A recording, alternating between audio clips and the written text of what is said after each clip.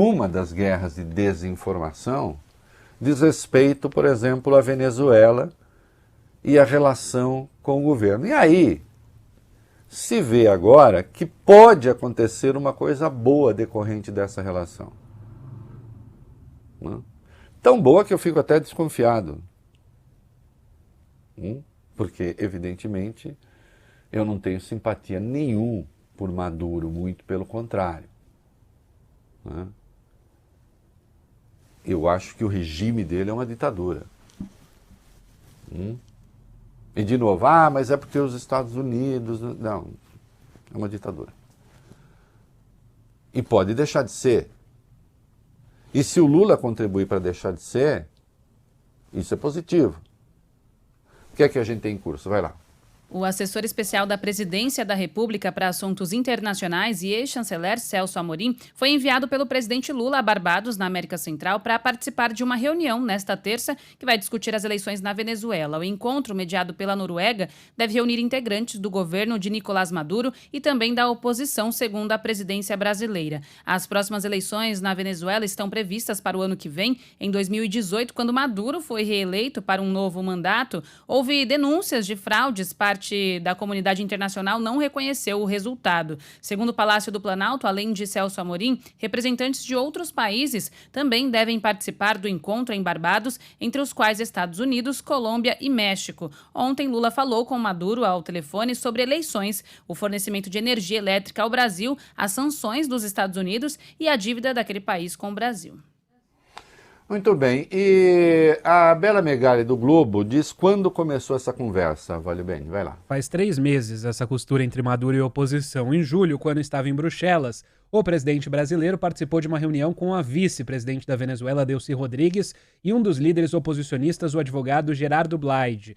A agenda aconteceu paralelamente à terceira cúpula da Comunidade dos Estados Latino-Americanos e Caribenhos, a CELAC, e da União Europeia, realizada na Bélgica. Foi ali que se deu o primeiro passo para um eventual acordo em torno das eleições, com participação de observadores internacionais, imprensa livre e nenhum veto a candidatos que desejem concorrer à presidência do país. Em troca, os Estados Unidos podem suspender as sanções que ainda existem sobre o petróleo venezuelano.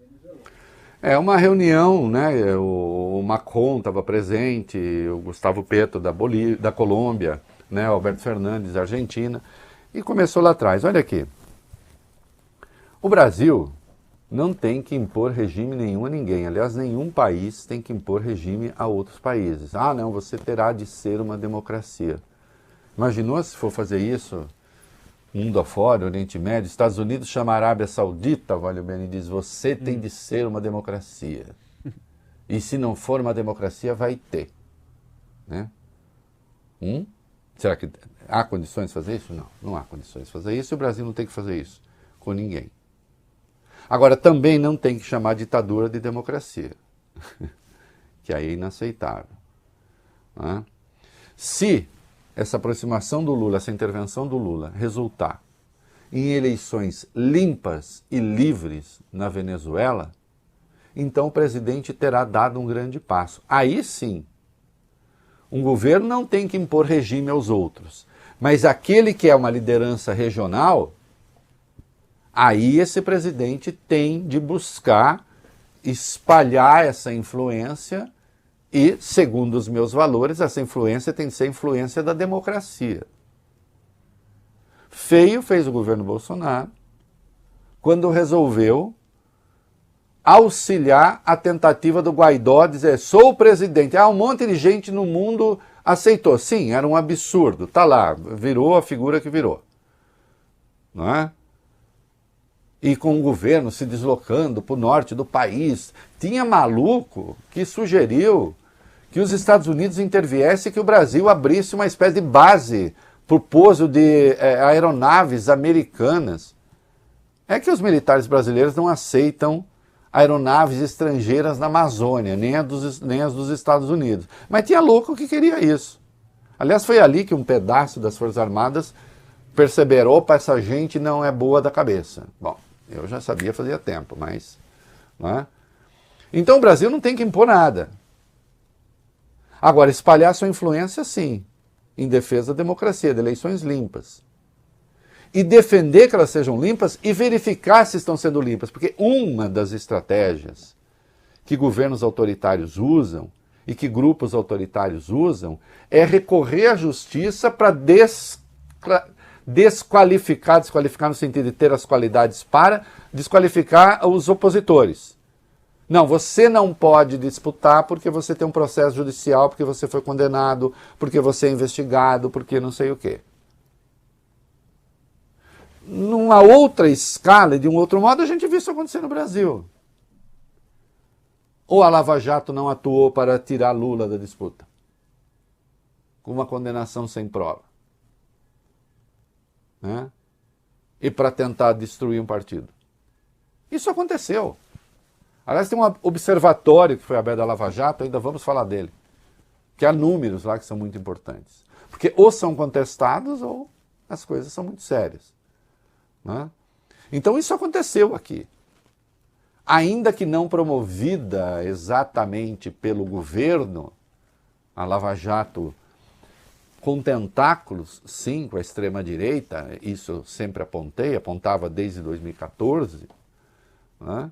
Mas não era uma ação do Estado, ação de um autocrata. Então é preciso ver, a eleição na Venezuela vai ser disputada livremente? Não se vai recorrer à justiça, a uma justiça amiga, para tirar concorrentes, para dizer, olha, é o seguinte, eu vou disputar, mas vou disputar com você e com você. Ele, não, porque estão fora. Porque aí, então, não é uma eleição democrática. O acesso aos meios de comunicação será garantido igualmente a todos?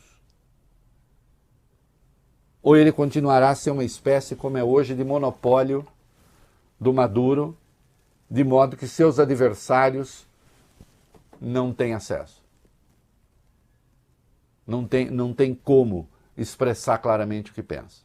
Então preciso ver tudo isso. Preciso ver tudo isso para então que a gente chegue à conclusão. Sim, são eleições democráticas. Qualquer que seja o modelo que a Venezuela adotar, é o modelo da Venezuela. Para o Brasil, então, dizer, olha, essa disputa foi uma disputa justa, é preciso verificar se realmente os quesitos que compõem, né, um confronto democrático estão presentes. Ampla liberdade de organização às oposições, acesso aos meios de comunicação e uma disputa sem fraude. Então aí se pode dizer que bom, né? Agora, o presidente Lula ter interferido e ter conseguido já fazer com que governo e oposição dialoguem já é um grande passo.